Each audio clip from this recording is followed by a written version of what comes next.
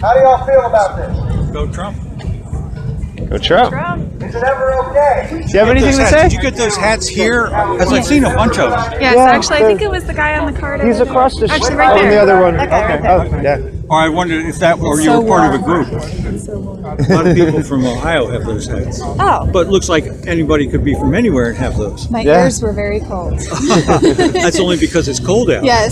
Yes, it's been very cold today. But at least it's sunny. Yeah. So we'd be grateful for It's the sunny. saving grace Yeah. today. So where are you from? I'm from North Carolina, actually. We're actually live streaming right now on YouTube on Find Out News. Okay. On whose side news? On Find Out News. 450 Find people. out news. Yes. Yeah, on YouTube. On YouTube. Okay. It's a little news where in North organization I Carolina? made. So, what do you think of this? Well, you know, I mean, I believe in the 12-week rule.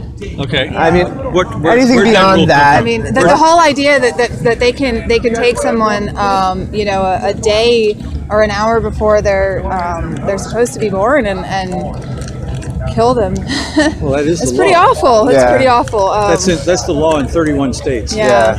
Which Yeah. should be And changed. that there's so many people that are, you know, protesting and marching because that the person that supports that didn't get elected. Yes, indeed. And I'm glad to see you're marching against them, or at least you appear to be. Well, I'm Yes. marching for our president, is what it is, and you know, it's pretty sad that there's so many more people that are willing to march against him. But I think the silent majority, it is the silent majority that is Conservatives for don't want to our president. spend the money to go out. and- or else they're out working. Yeah. That too. So You know, we have jobs. I left work yesterday and then drove up here. I've never been to DC before, and great. I'm really excited to be here for the march. like your hair tree. Thank you. This is my I do version it. of red, white, and blue. My husband did it actually. Oh, okay. Yeah. I do her hair all the time. So what do you think about this? This specific at 22 weeks.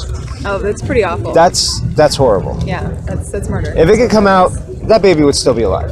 Yeah. That baby could live. My still. son, my youngest son, he was born at 34 weeks. He was premature. So we can probably have a picture of him. Yep. Yeah, he was premature and he was in the NICU for 8.5 days. It was pretty traumatizing, you know, for me.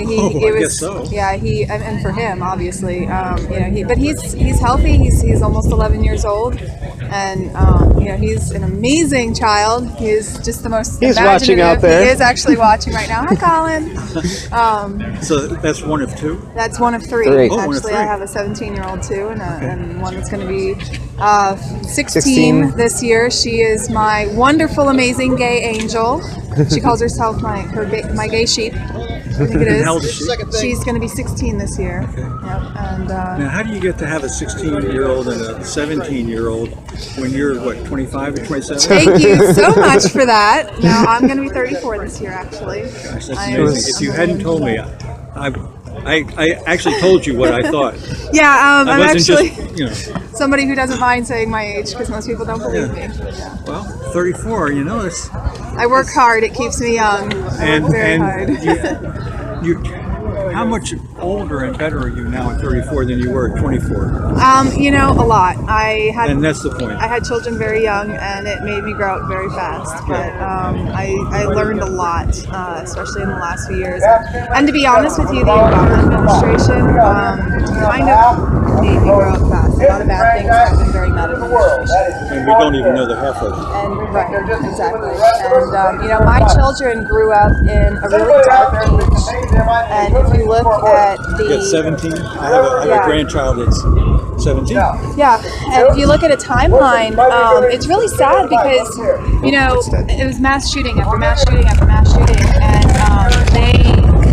they just, oh yeah, another mass shooting happened, and you know, it was really sad because they were just, another one happened. But when I was young and something like that happened, it was heartbreaking. It was all over the news, and everybody just had vigils, and if one person got hurt, and now, you know, a mass shooting at a school happens and it's like, oh yeah, another one happened, and it is just the saddest thing because that's the age we live in. That is the tragedy. And that is truly the tragedy of the Obama well, administration. what are because- people doing in those mass shootings? They're trying to solve whatever they conceive their problem to be by killing other people. Right. Right. What are people doing That here? is the divisiveness, and that is the selfishness that I think got brought out by that administration, by the me lifetime or 8 years that and I honestly think that that's why they're protesting right now, because they're this man that they've had in charge for 8 years, he's gone now, and now maybe. Maybe. Well, Yeah, I heard that he's coming back. Well, and he's not in charge anymore, and Right. they've got this guy that they're like, oh my God, what's going to happen? He might not do all the things that I've grown up with for the last 6 years, and that's terrifying to them. They have to be responsible for themselves. Right. my goodness. Oh my God, I might have to work. I might have to, get off of welfare for all of these things that I didn't really deserve in the first place. But, and I think that's why they're out here, and I think that's why they're protesting, and it's really, really sad, and just, and those of us that grew up in the age where you have to get a good education so you can go out and get a good job so you can earn a living. And when I got pregnant very young, my mom said to me, "That's your child. You have to take care of that child, because guess what? I got pregnant with a child. I have to take care of it." You know what I mean? And that's how I was raised, and that's the responsibility that I was raised with, and so that's what I did, and that's what made me a great mom. That's what made me. It is exactly what made you a great mom. And that's what made, that's what makes my kids the responsible people that they are. That's why Because I can you be had here to be in DC and not responsible. worry about them. Right, and obviously it probably wasn't convenient for you to get pregnant with your first and second Absolutely child. not. It was very, very difficult. Yeah, but yet you look like you're very much alive. Yeah. So you must have survived. Yeah, and I had great support. I mean, I met him and I got married to him when I was 17 years old, and he's been amazing, and we just built this amazing life together, and our kids are just fabulous. And we couldn't, if it weren't for just our group, of people being supportive to each other and just having that. Can I ask you a really personal question? Sure. You don't have to answer this. No, that's fine. Go ahead. But why didn't you choose to abort at 16? You were at 16? 15. I was 15 when I got pregnant with him. Yes.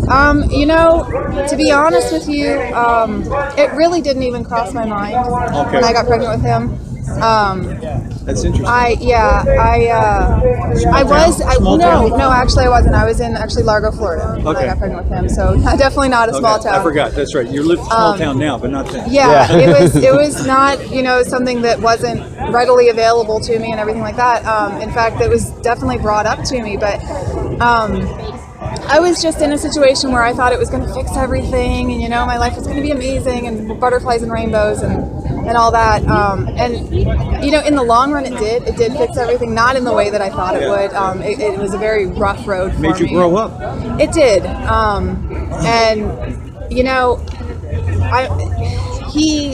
my son was the biggest gift I could have ever gotten.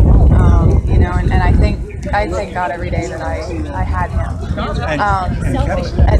And my daughter, and I'll never forget the first time he smiled at me, because I was sad and I was crying and things were just going so badly, and that little baby looked at me and he smiled at me, and everything just was okay. Everything was better, because that life that I made just smiled at me. Let me encourage you to do something. Seek out. You're going to have to seek out. You have a fabulous story to tell.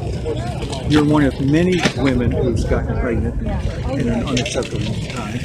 My daughter went to her prom, and 9 months later she has this fantastic baby girl. Now lives in Dallas, 29 years old, almost as old as you. Her daughter is almost as old as you are. And I'm sorry. Okay. Nice to see you guys. We'll talk. Here every Saturday. Come back and visit. Come back and work. It's a long trip. Where'd you come from?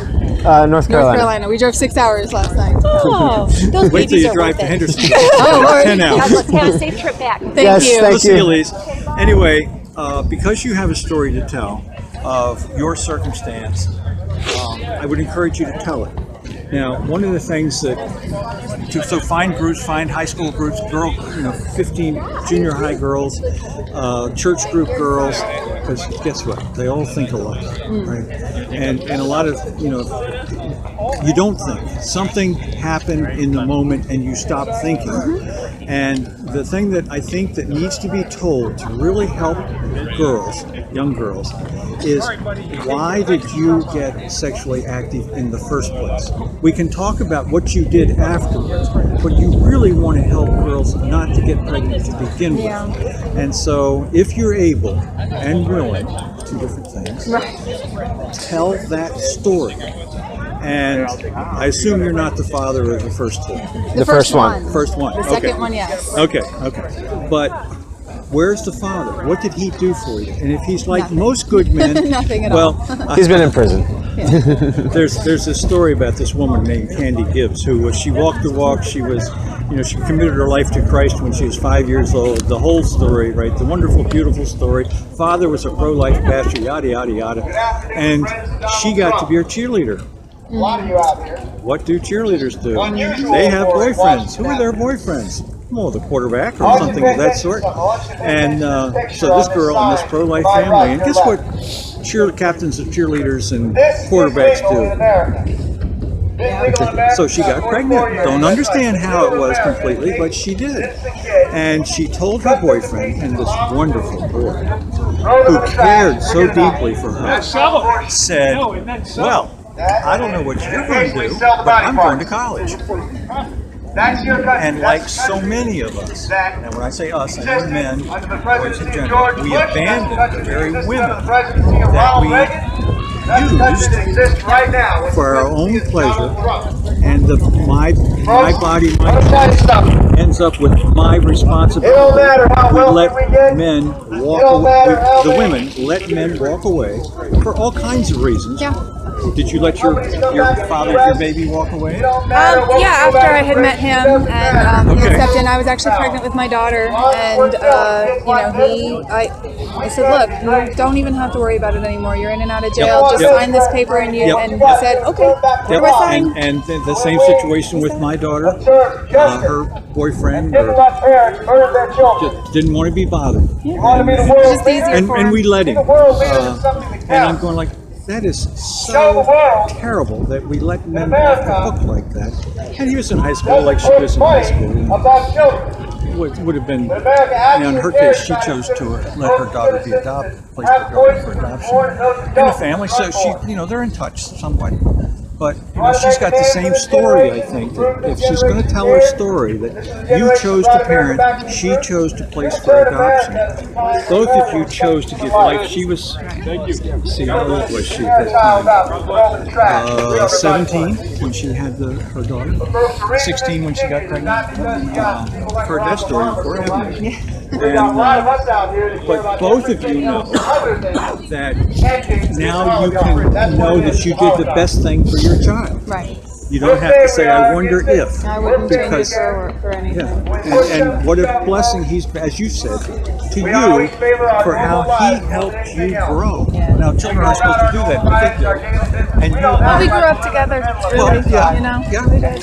So, you've got a great story to tell. I don't know how to tell it.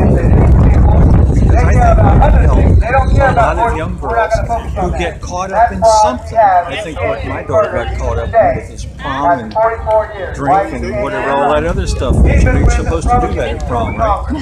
That's what they say. But whatever that part of your story is, and well, we've definitely, we've got this interview on YouTube now, and we'll clip it out and we'll put it up. You've actually been live this whole time. Yeah, almost 400 people. So somebody's going to say, well, what are you doing now?